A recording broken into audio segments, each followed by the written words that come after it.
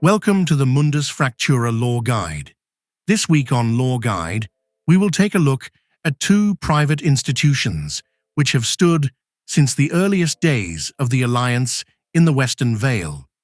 Let's have a look at Bob Corp Incorporated and Pesto Premo International. There are two main competing corporations in the Western Vale: Bob Corp Incorporated and Pesto Premo International. Both companies have franchises throughout the lands of the Eastern Alliance, the Western Alliance, and many of the friendly cities beyond the core Alliance lands. Their histories are deeply interwoven: a warped capitalistic ballet, arms race, and strange dark mirror. Both companies were established in the 14th era of Mundus, the Alliance Silver Age, in the city of Calicar. The two company founders, Bob Wilfred Thomas and Premo del Mare El Pepe Pesto, started as rival street vendors in the old Grand Bazaar of Calicar, their entrepreneurial machinations advancing each business in lockstep, though not at all through a want of cooperation.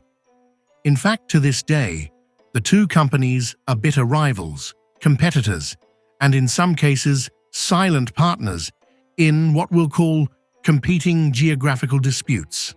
But I digress back to the start. For every gain and innovation Bob presented, Pesto matched, and for every gain or advancement by Pesto, an equal step was made by Bob. The two men grew their empires aided by their loving families, at the cost of limb and life, though these costs were mainly paid by others.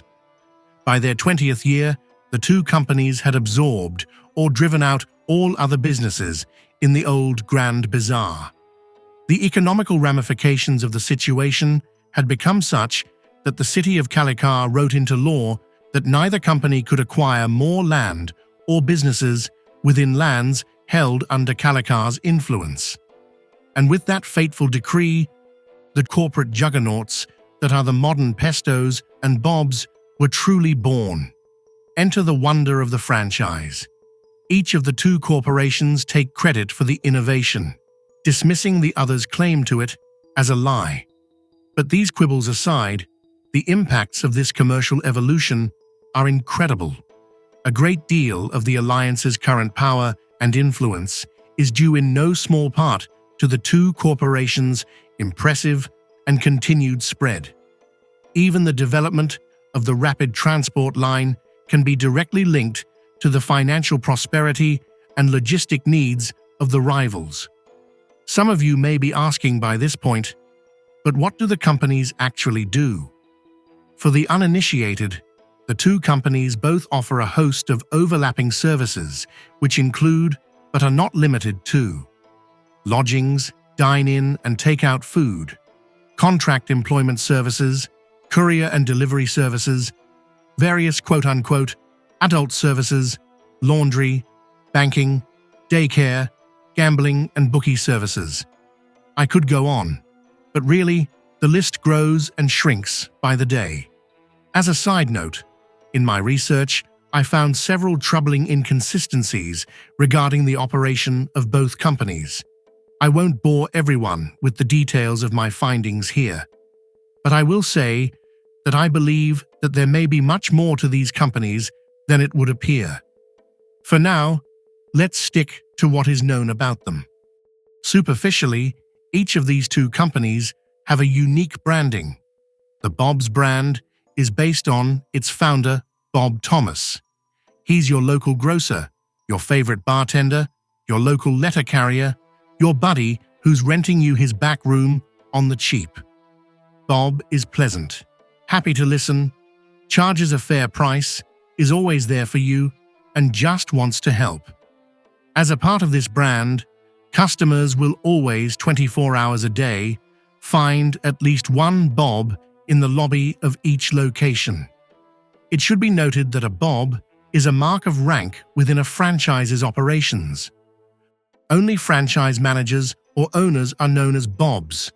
Every Bob wears the same uniform: a rugged linen shirt, brown pants, and a thick apron styled after the original Bob Thomas.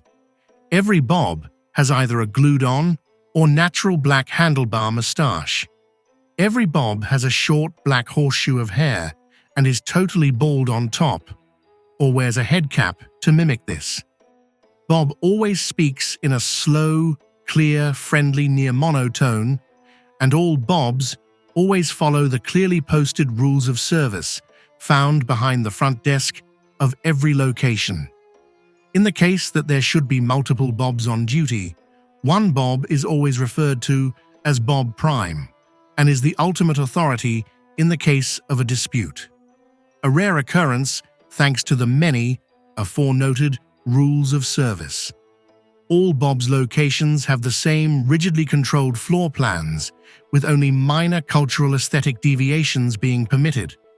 All locations are long, slender buildings.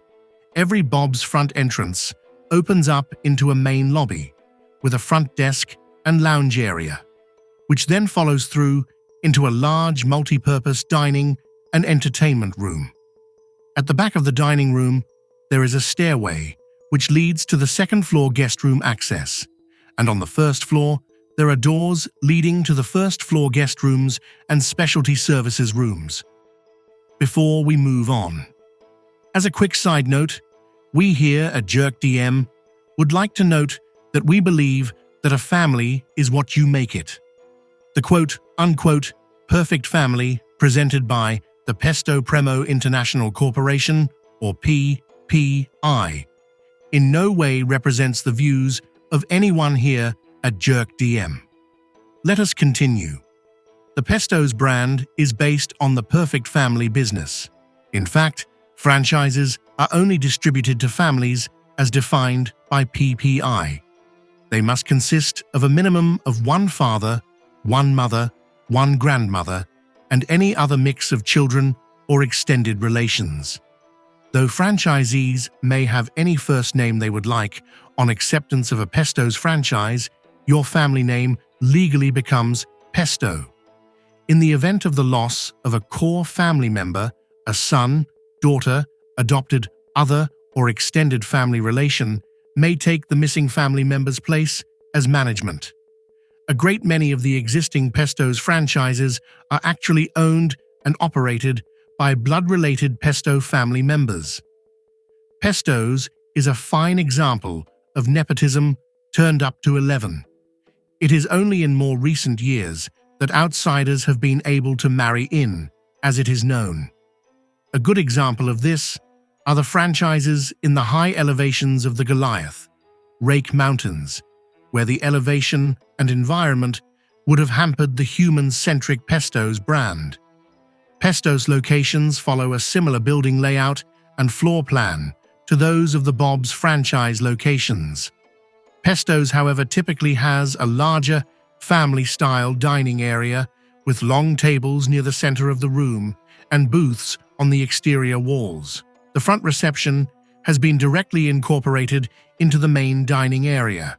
Generally speaking, it is agreed that Bob's is slightly less family-friendly when compared to Pesto's more bring-the-kids feel. The two franchises are, with but rare exception, always either located side by side or across the street or courtyards from one another. Both brands are heavily community-oriented, and there is always a strict standing truce with any hostilities in regards to community events, though the locations will often try to one-up the other at celebrations or other happy events. Interactions between the two corporations are always civil at these times, and especially in times of community tragedy or emergencies, with both locations acting as a collective community hall, emergency shelter, and even field hospital. There are still many a tale to tell about these two multinational corporations, but for now, that is all for this time. I hope you have enjoyed this episode.